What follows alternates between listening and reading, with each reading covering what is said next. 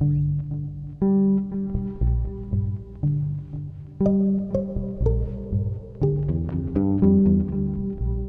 ishte më shumë çështje frike, por ishte edhe një lloj çështje enigme, sepse arsyet e hapjes të njëjtë të kutive ishin të paqarta. Pra nuk kishte ndonjë arsye të besueshme të thënë që do ndodhte diçka me kutit. Por pati disa deklarata nga përfaqësues të lartë të PD-s, sipas të cilëve do marrim një mandat shtesë, do marrim partisë mundësia, sepse votat janë në kuti, na e shitur komisionerët, e kështu më the thash. Po pavarësisht saj ne thamë do të qëndrojmë procesit seriozisht, angazhuam rreth 30 të rinj, të cilët rrinin me turne nga 9 e mëngjesit deri në mesnatë me raste, kuti pas kutie. Ishte e vështirë, e lodhshme sepse punojësit e KQZ-s nuk janë trajnuar të numërojnë votat, e bënin shumë ngadalë.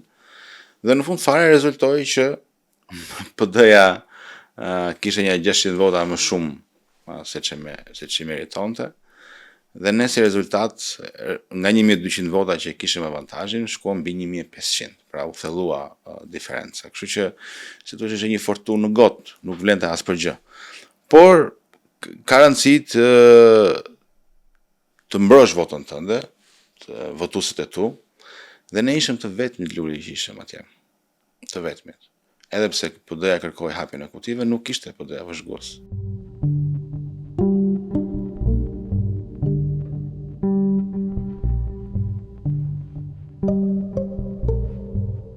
Patjetër, sepse deklaratat ishte një rufe në qiell të hapur.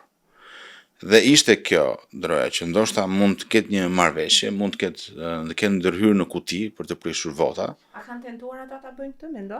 Jo, nuk.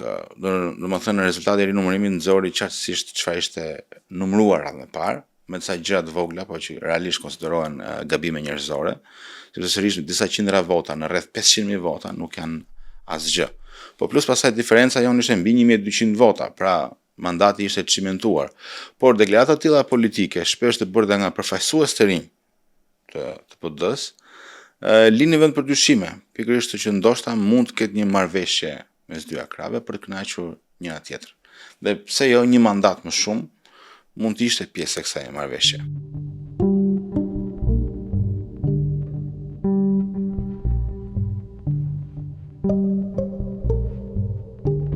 Gjë, ka qenë një lloj sikleti i gjatë këtij një muaji gjysmë, sepse mandati i dytë i joni, edhe që imi praktikisht, ishte i vetmi që u vendos në fund ose i diskutueshëm.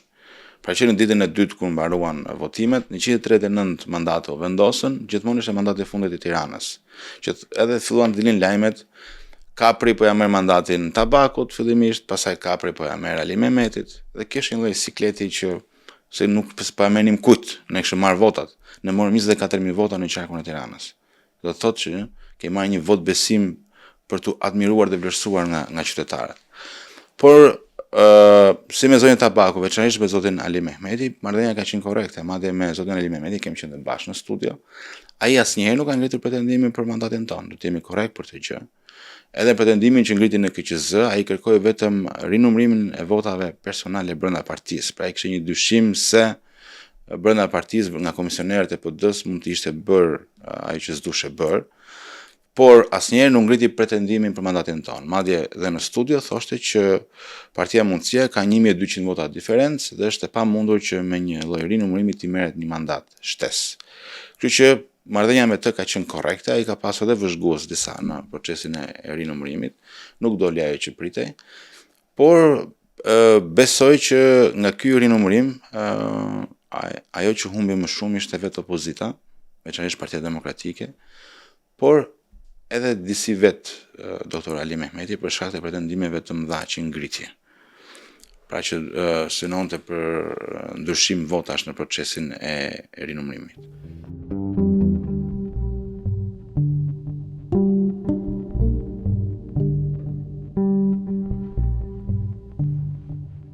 Unë nuk e njoh dot më Partinë Demokratike, Luli. Nuk e njoh. Unë jam angazhuar pas vitit 2013, isha kthyer nga Britania, nga studimet e mia, kisha shumë pritshmëri.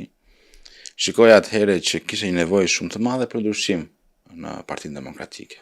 Mbaj mend që u bë një proces zgjedhor nëpër Deg dhe ish drejtuesët e PD-s njerëzit nuk i votonin as për në kryesi Dege. Sepse kishin një lloj revolte, po dhe një lloj dëshire të madhe për ndryshim. Dhe u zgjodhen kryetar Degësh dhe njerëz të thjeshtë, të panjohur, aty për aty në sallë, nga revolta dhe dëshira e madhe për ndryshim. Nuk e kapi leadershipi këtë nevojë për ndryshim. Vija e re atëherë që kishte shumë intelektual, njerëz të rinj që donin të afroheshin te PD-ja, donin hapësirë. Shumë pak prej tyre gjetën hapësira. Dhe mendoj që këtu pastaj ishte ajo ndarja e madhe. Dhe kur e kujtoj veten time atëherë, se si PD-ja bënte çapje, lëvizte prap aq sa mundej, me PD-n e tanishme sigurisht nuk e njoh dot më. Njoh shumë për personazheve që janë aty, sigurisht. Por ata janë të njëjtë personazhe këtu e prej 20-30 vitesh. Unë po them PD-ja si forcë vitale e shoqërisë, sepse ti duhet jetosh me kohën. Edhe këtë PD-n nuk e njoh më.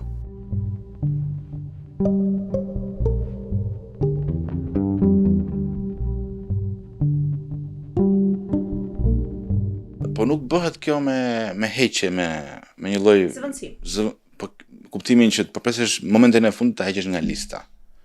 Në 2017 praktikisht një plejad politikanësh karrierë në PD u hoqën me një herë, po kjo nuk do ndodhte kështu.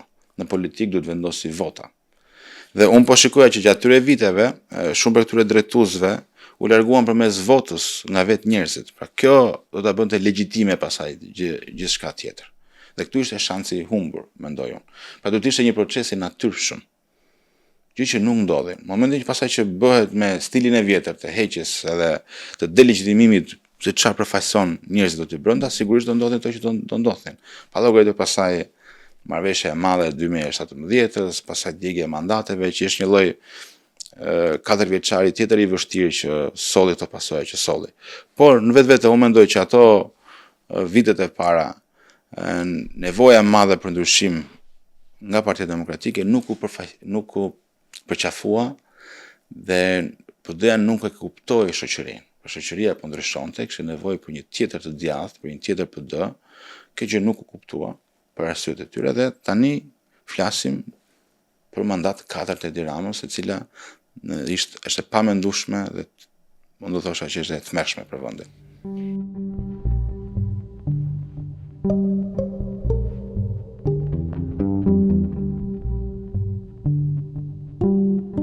Tani, ka një arrogancë të pushtetit, po ka dhe një arrogancë të opozitës. Pra, në qoftë se pushteti mbrohet nga çfarë i ofron pushteti, numrat, mund t'i lejohet bëjë në një gabim, opozita nuk mund ta bëjë këtë gjë. Dhe pavarësisht shumë arsyeve që ekzistojnë pushtetit të jashtëzakonshëm të Ramës dhe avantazhet e padrejtë që ai ka ofruar vetes për të fituar zgjedhjet, opozitës nuk i falet mos ndryshimi i saj dhe këmbgulja në të njëjtat gjëra. Sepse po ndodh ajo që po e shikojmë të gjithë. Vit pas viti vetëm rrudhet. Vetëm rrudhet. Ky rezultat është nga më të dobtit të opozitës ndonjëherë, edhe pse flasim për mandat të katërt. Pra ka një realitet që opozita shikohet dhe ajo si një lloj pasqyre të ngjashme të pushtetit. Duket si e njëjta gjë. Ka një lloj pushteti dhe opozita dhe ata që e kanë nuk duan ta humbasin, pra e shikojnë si një lloj parcele këtë gjë që mos preket. Kjo është realitet tani, nuk kemi çfarë ta fshehim më. Dhe ne kemi folur për këtë çështje, ne kemi folur që nëse mund të ketë një arsye ose një mundësi për të rrëzuar Edi Ramën, është vetëm kontrasti plot moral me të. Ndryshe shoqëria nuk të mbështet. Dhe këtu sa herë ka pasur rotacione, ne e dim, ka ndodhur për shkak sepse ka shkruar një besueshmëri dhe ka qenë një kontrast moral i plot që ka ndodhur ajo që ndodhi. Ndryshe, me pushtetin që ka, me avantazhet që ka, Rama nuk e mund dot. Të bësh i fortë si Rama, nuk e mund dot, se është më i fortë Rama. Të bësh i lecakun, nuk e bën dot, se është më i lecak ai. Kështu që duhet komplet një gjë tjetër për opozitën.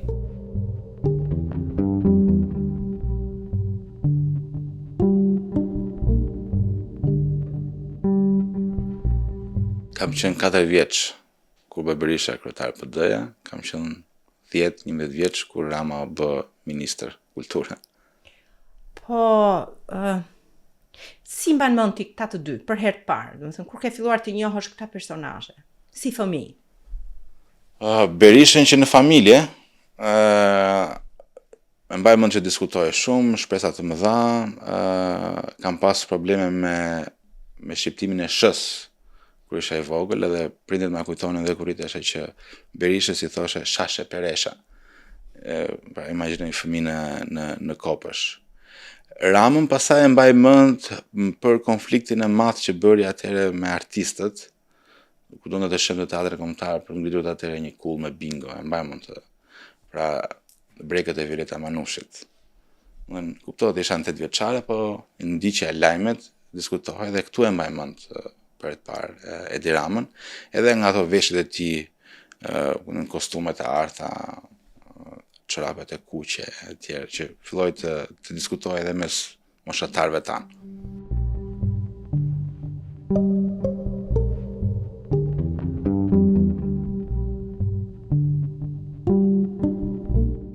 Në gjimnas.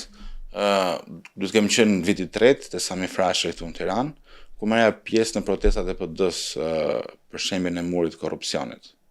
Protestat Nanoik, një protest shumë e madhe, kam qenë në bulevard atëherë me prindrit.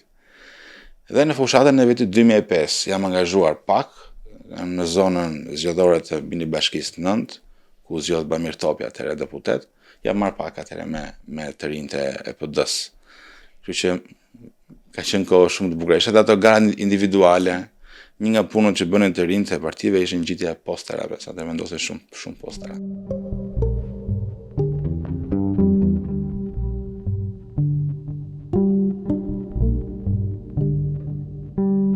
Ajo që mua më shqetëson tani është që ka një mungesë debati shumë të madh. Unë mbaj mend atëherë edhe studio televizive që të mbusheshin me kandidatë ndryshëm që debatonin me njëri tjetrin. Debatoheshin teza. Unë arrita të formësoj bindjen time të djathtë atëherë nga debatet që bëheshin, që fliteshin për shtetin e vogël, për taksat e ulta, për uljen e kompetencave të qeverisë, edhe këtë e shikoja nga debatet që bëshin aty, unë nxita të lexoj më shumë autorë si Friedmani apo e të tjerë që janë të njohur të së djathtës. Dhe këtë sot ne nuk e shikojmë. Përballja e ideve sot është pothuajse nuk ekziston nëpër mediat shqiptare. Dhe pluraliteti që ishte atëherë ishte jashtëzakonshëm. Jashtëzakonshëm.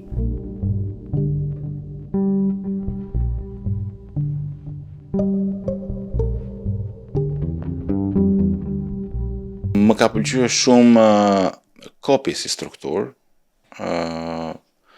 idetë e tyre, i ndiqja kur dilin nëpër debate televizive, kjo idea e SRS. Spartak Ngjela më pëlqente shpesh për guximin që kishte me tezat e veta të së djathtës. Pra ai guxonte më shumë. Për shembull mbaj mend fushatën e 2003-shit që ishte për bashki. Shpesh qeshtim, po shpesh na bën të reflektonim premtimit i për ujin. Shumë interesante. Pra ai u fokusua vetëm në një gjë, e kjo ishte shumë e zgjuar e tij. Pra na ka dalë nami si një vend që s'lajmi dhe duhet të zgjidhim ujin e Tiranës. Pra ai premtoi vetëm një gjë, të zgjidhim ujin e Tiranës. Edhe pse duket si diçka minimaliste, e bëri gjithë qytetin të debatojë. Pra që jemi në kryeqytet, po s'kemi ujë në shtëpitë tona. Dhe mendoj që këto na kanë munguar shumë. Pra fushatat sot më shumë janë komercializuar, janë centralizuar rreth figurave të liderave, mungojnë të tjerët, pra janë 140 deputet, por duket sikur janë gjithë anonim pjesa më e madhe, nuk i njohim, edhe për shkak të sistemit si vendosen. Por e kemi humbur të ngjyralitet që kemi pasur në ato vite, përballja që ekzistonte midis së majtës edhe së djathtës. Sot duket më shumë si përplasje e individësh se sa bindjesh.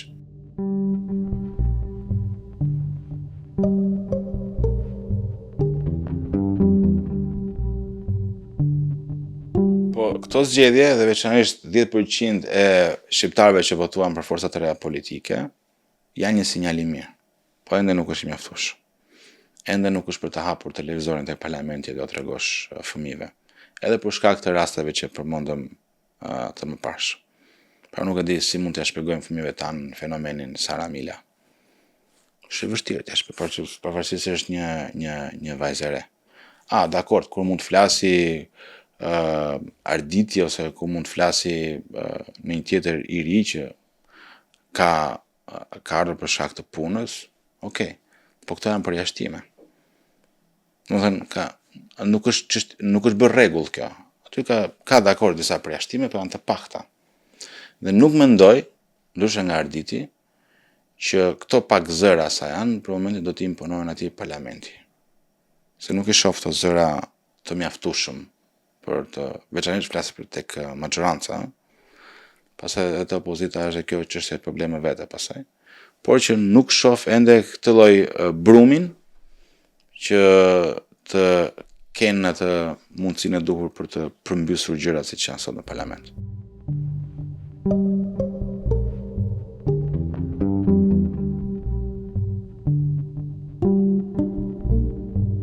Po sepse ne kur dhe asnjëherë nuk tham dhe nuk u morëm me PD-n. Madje ne nuk donim ta ushqenim të skizën. Pra akuza jonë kryesore ishte që janë krijuar për të bërë një gjë për të dëmtuar PD-n. Ne jo vetëm që nuk e bëm të gjë, nuk u morëm kurrë me PD-n, por madje ne as nuk afruam njerëz të tjerë nga PD-ja. Ka qenë një numër i caktuar deputetësh, të cilët u rrezikohej karriera nga PD-ja dhe na kanë kontaktuar për që në listat tona. I kemi refuzuar të gjithë. Edhe për të mos ushqyer të skismën, sepse ne besojmë te projekti ton politik afatgjat. Pra ne nuk e kemi parë të që largimi nga PD-ja, jo, përkundrazi, kemi besuar në diçka ndryshe dhe ne rezultoi e drejtë, e vërtetë, ja doli me rezultatin që morëm. Në gjitha të tjerat që sapo përmendë, kanë qenë edhe projekte të cilat kanë qenë ndihmuar nga pushteti. Sigurisht, sepse kanë qenë të përkohshme, kanë ngaruar një palë zgjedhje, kanë lënë, herë janë bashkuar me PD-n, herë kanë dalë prap, po duke edhe nga gjuha e tyre, merreshim për shembull partitë që kanë dalë nga PD-ja, merreshin gjithë me PD-n, dhe nuk merreshin me pushtetin. Ne si e marrë asë ditë me PD-n. E marrë me pushtetin.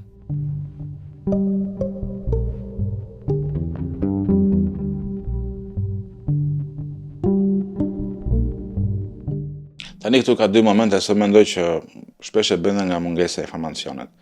Po t'i pyesësh për shembull kush është ekipi Melonit, ekipi Trumpit, nuk është se do të thonë shumë emra. Figura e liderit është qendrore, është thelbësore. Pra sepse partia identifikohet me liderin. Po sigurisht rreth Agronit ne jemi disa të rinj që jemi dalluar edhe në fushat dhe u përkthye me atë rezultat që përkthye. Pra, ne jemi një parti me rreth 50.000 vota e kemi një ekip prej 7-8 vetash të njohur praktikisht që njihen. Edhe kjo ne do rritemi rrugës dhe sigurisht që mendojmë që ekipi do shtohet. Por nuk po themi se është një parti kryetari, lideri gjithmonë ka një rol të pazëvendësueshëm. Madje po s'patë lider partia nuk ecën. Por jo se ta shikosh si një sigurisht, mundësia është projekti Agronit, edhe për faktin se ai e vetë financoi duke shmangur çdo lloj dyshimi tjetër, sepse kjo është një pikë shumë e rëndësishme që ne kemi ngulur në fushat për shkak të mungesës së transparencës së financimit dhe si financohen partitë politike këtu. Por mos harrojmë një gjë tjetër që partitë politike formosohen nga figura e liderit.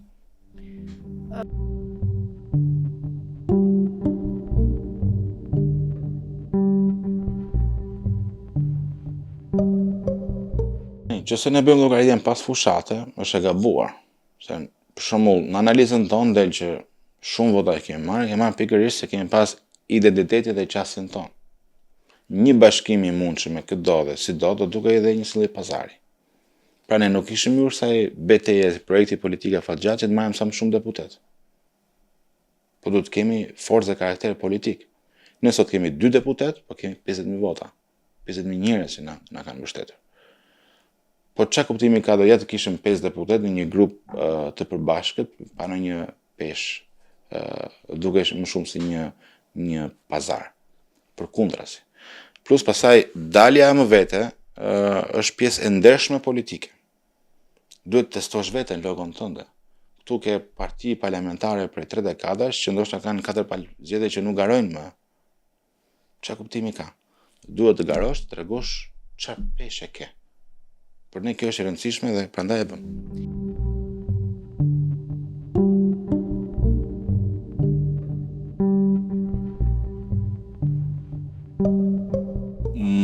di se sa do rritemi, por që projekcioni i rritës është i pandalshëm. Ne takojmë shumë njerëz çdo ditë, të djathtë, të majt, të cilët po na bashkohen, kërkojnë të na mbështesin. Rezultati i 11 majit i qartësoi ata që vota nuk shkon më gabim, që ka qenë një sfidë e madhe me zgjedhjet e kaluara, pra që nuk u votojmë se na shkon vota dëm, se ju nuk do merrni mandate. Kjo rrëzua tash. Dhe mendoj që tani fusha është e hapur. Mos harrojmë që po vjen edhe një brez i ri tjetër në Shqipëri, ku politikën e shikojnë në mënyrë krejt tjetër nga sa është parë nga 90-ta deri tani. Kështu që unë mendoj që zgjedhjet e ardhshme lokale do jenë shumë të rëndësishme për ne, për rritjen e përfaqësimit veçanërisht në këshillat lokal, dhe jam i bindur që rezultati jon do jetë disa fishmë i madh.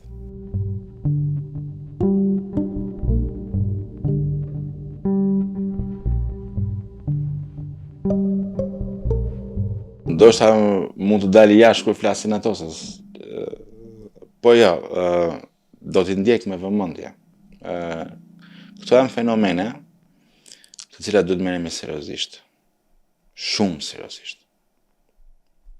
Mënyrën se si erdhën në parlament, çfarë përfaqësojnë. Se mendoj që ato përfaqësojnë edhe atë kalbësirën e sistemit. Që janë dhe të rinj, të reja. Po është bërë model tani, Luli. Pra, modeli i të pasis pushtet me çfarëdo lloj çmimi. E madje të kesh guximin ta thuash të me zot të lartë, zonjat që përmende e thonë me kanari këtë pjesë. Kjo nuk ka ndodhur asgjë kundi. Madje po lexoja edhe mënyrën se si u zgjodh Pablo Escobar deputet në Parlamentin e Kolumbisë. Ai as nuk guxonte ta thjesht ta cilësonte si lloj kanarie këtë gjë, përkundër rinte sa më i heshtur, vetëm pasaj kur filluan ta sulmonin. Këtu ka një lloj kanarie për këtë gjë, për sasinë e madhe të votave që morna për fushatën që bëm, për mënyrën se si ja dola. Kjo është shumë e dhimbshme. Dhe kjo është fataliste. Dhe mendoj që kjo do të një sfidë e madhe. Nuk është vetëm te këto, por edhe te pamundësia pasaj e opozitës për të kushëzuar Edi Ramën. Ne praktikisht jemi kthyer në 2001-shin. Po se atëherë mori një shumicë të cilësuar, ndryri perëndimi që nuk e lejonte të miratonte ligje me shumicë të cilësuar, por sot Rama nuk e ndal më asgjë. Dhe frika jonë është që gjë e paqë do bëjë në vjesht, edhe për te është do preki institucionet e drejtësisë, veçanërisht SPAK-un. Sepse dim që ka disa prokurorë që nuk i kontrollon dot më atje. Por për te pasaj këtyre emrave. Vërtet si kontrollon? Vërtet nuk i kontrollon? Po është pak komplekse, po unë mendoj që disa prokurorë aty nuk i kontrollon dot. Se kanë pasur një guxim që kanë shkuar për te. Pra, kanë prekur ose kanë arrestuar politikan që ishin vije kuqe. Kështu që e meriton një lloj respekti.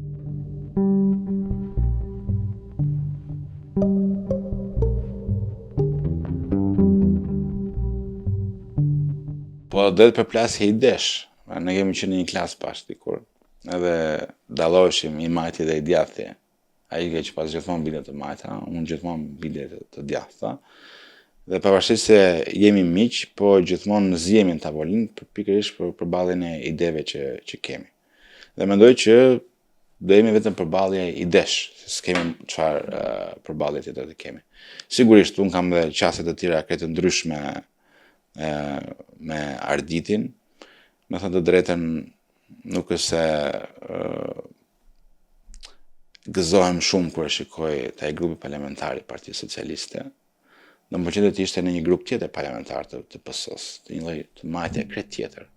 Ai nuk ka lidhje me atë grup parlamentar aty. Dhe nuk e di se do të komportohet ai. Unë nga një anë tjetër jam më komod. Jam në opozit, ndjem goxha i lirë në çfarë mund të them, çfarë mund të bëj. Por besoj që përplasja ime me Arditin aty do të jetë veçanërisht tek pjesa e çështjes kombëtare, që e kemi për zemër të dy, po që dallojmë për mënyrën e zgjidhjes, edhe pastaj pjesa e zgjidhjeve ekonomike natyrisht.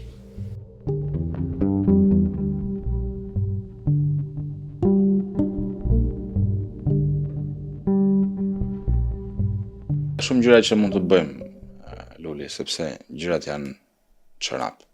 Po ëndra ime është që ne të kemi një ligj për kujtesën, pa ta normizojmë me ligj, të kemi një javë të tërë në Shqipëri që institucionet të organizojnë aktivitete dhe shoqëria të flasi për të kaluarën, që Ministria e Arsimit ketë kurrikula, që të kemi datë kombëtare zyrtare për kujtimi të viktimave, që të mbyllim çështjen e dëmshpërblimit të përndjekurve politik. Pra, edhe të gjejmë ato eshtat e të zhdukurve se dhe ajo po kthehet në një histori turpi tashmë. Dhe mendoj që kjo është e mundur. Por mendoj që duhet bërë në një diskutim sa më civil kjo gjë, sepse nuk meriton të kaloj siç kalojnë ligjit e tjera. Për shembull, ne flasim marrëveshje ndoshta shoqërore? Diskutimi i gjerë. Pra më shumë të bëhet jashtë parlamentit se sa brenda parlamentit. Sepse kjo është çështje që takon më shumë shoqëri se sa thjesht një parlament. Po është një çështje tjetër që unë kam për zëmër, që edhe ajo meriton që ndoshta duhet të shkrihej në një, që është java Çame ose përkujtesja ndaj çështjes së Çamës. Edhe ajo ka nevojë të ketë një vëmendje tjetër institucionale për kujtese. Dhe ndoshta kur të bëjmë një ligj për kujtesën, ne do t'i përfshijmë bashkë këto gjë. Prandaj po them që ka nevojë për një debat shumë më të gjerë e më të shtrirë edhe për ta institucionalizuar këtë gjë. Tani më shumë se 8 dekada pas rënjes së komunizmit, do të jemi më të çlirët kur flasim për këtë çështje, se fundit nuk po kërkohet më as hakmarrje, as betejë politike, po kërkohet një lloj shpagimi historik për brezat e ardhshëm. Se ku bëjmë javë kujtese, do të thotë që fëmijët tanë kanë mundësi të mësojnë siç duhet për komunizmin, për të kaluarën, për çfarë kanë vuajtur shqiptarët. Dhe mendoj që mund t'ja dalim, por sigurisht do duhet punë patjetër.